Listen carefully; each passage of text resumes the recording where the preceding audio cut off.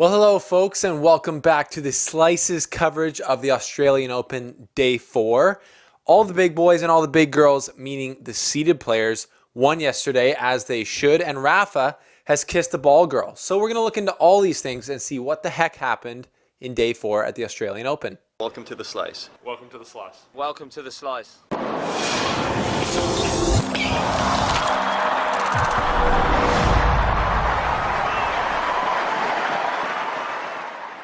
Well, welcome to the show, folks. Thanks for tuning in. If you're new here, hit the subscribe button and like this video if you do.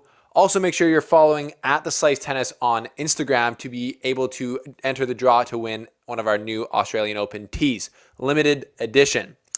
Thanks for being here. And as you saw, Rafa kissed the ball girl, but no, get your mind out of the gutter. He didn't mistake her for his new wife. He actually hit the ball girl super hard in this clip here that is not owned by me. It's owned by the Australian Open.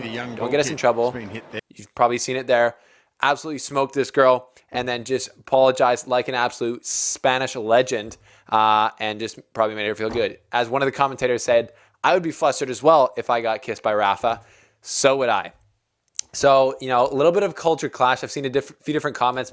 Some Australian mates being like, "Oh, mate, not very common to kiss a girl like that or kiss anyone like that in our culture, but, you know, he's Spanish, so we'll let him have a way with it."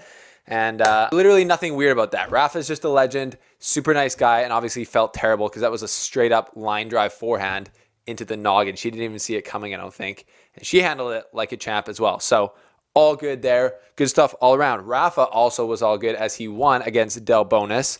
Fairly straightforward. Had to play one tiebreaker.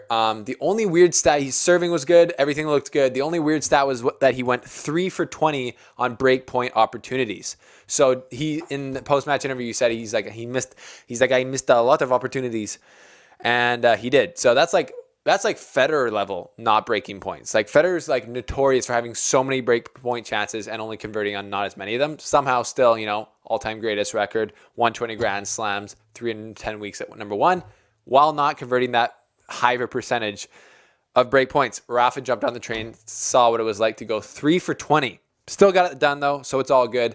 Nick Kyrgios also won, playing inspired tennis still against a Frenchman named, I'm forgetting his name right now, but anyways, he won 69% of his first serves, he had 69% of his first serves in, hitting 28 aces against Gilles Simon. There it is. Gilles Simon said like he's been a journeyman for a while, but he has been pretty high. I think he's been ranked inside the top 10 before, so he could have caused some problems. Kyrgios did let the third set slip, but then he regained it and just won, and he's still looking extremely focused, and I think he could do some serious damage. Nadal and Kyrgios are still rolling towards each other. They both got one more match to play before, to me, the most blockbuster match of the tournament so far. That would be in the fourth round. In other news, Dominic Thiem mentally won against a very tough Alex Bolt on the night. Thiem was letting himself get pushed back in the court a lot, and then he was able to just push through and win because he's the clearly superior player. But props to Alex Bolt for playing so well and making him work hard.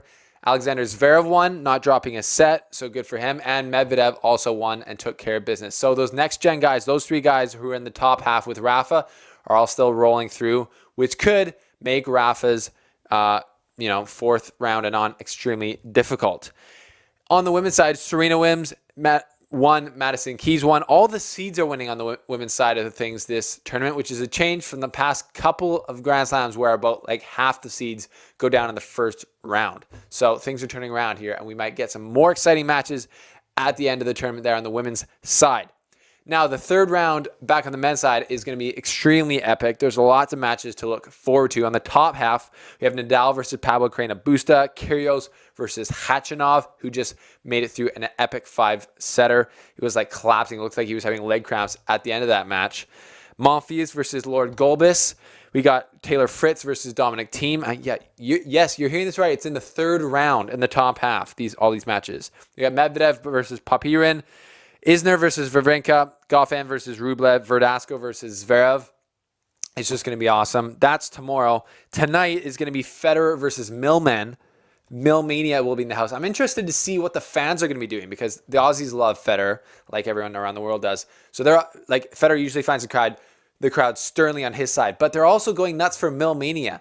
But Millman's only been playing on the public courts, so maybe that's where all like the people, like the real people, like the fans of the Slice. That's what I'm about. I'm about being with not the elite tennis fans who can get into the big matches, sit courtside, but the ones on the outer courts.